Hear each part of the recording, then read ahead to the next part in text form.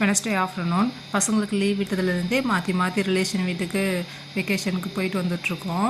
இன்றைக்கி பார்த்திங்கன்னா நாங்கள் என்னோடய சிஸ்டர் வீட்டுக்கு தான் போகிறோம். ஊருக்கு வரணுன்னாலே வந்துட்டு கேக் செஞ்சு எடுத்துகிட்டு வான்னு சொல்லுவாங்க. சரி, சாக்லேட் கேக் செய்யலான்னு பிளான் பண்ணியிருந்தேன். வீட்டில் வந்து மைதா, கொக்கா பவுடர் எல்லாமே இருந்தது. எப்பயும் செய்கிற மாதிரியே தான் இன்றைக்கி வந்துட்டு சர்க்கரை சேர்க்காமல் ப்ரௌன் சுகர் சேர்த்துட்டு செஞ்சுருந்தேன். கேக் பார்த்திங்கன்னா நல்லா பர்ஃபெக்டாக நல்லா சூப்பராக வந்துருந்தது. நல்லா சாஃப்டாக நல்லா இருந்தது, ஸ்பாஞ்சி மாதிரி இருந்தது. முட்டை சேர்க்காமல் வெள்ளை எசன்ஸ் மட்டும் சேர்த்துட்டு செஞ்சுருந்தேன். ரொம்ப நல்லா இருந்தது. கேக் செஞ்சதுக்கப்புறம் பார்த்திங்கன்னா என் பசங்களுக்கு சூடு ஆறுறதுக்குள்ளே கொஞ்சமாக கட் பண்ணி சாப்பிட்டாங்க. மீது இந்த கேக்கையும் வந்து பேக் பண்ணிவிட்டு எடுத்துகிட்டு ஊருக்கு போயிட்டோம். அன்றைக்கி ஈவினிங் பார்த்திங்கன்னா ஊருக்கு போனதுக்கப்புறம் சிஸ்டர் வீட்டில் மெதுவடை தான் செஞ்சுருந்தாங்க. அதே மாவில் வந்துட்டு வெங்காயம், மிளகாய் இல்லாமல் கொஞ்சமாக எடுத்து வச்சுருந்து அதிலே வந்துட்டு கொஞ்சமாக வெல்லம் சேர்த்து இனிப்பு போண்டாவும் செஞ்சுருந்தோம். ரொம்ப நல்லா இருந்தது. இந்த லீவில் பார்த்திங்கன்னா அதிகமாக சாப்பாடோட ஸ்நாக்ஸ் தான் நிறையா செஞ்சு சாப்பிட்டோம்.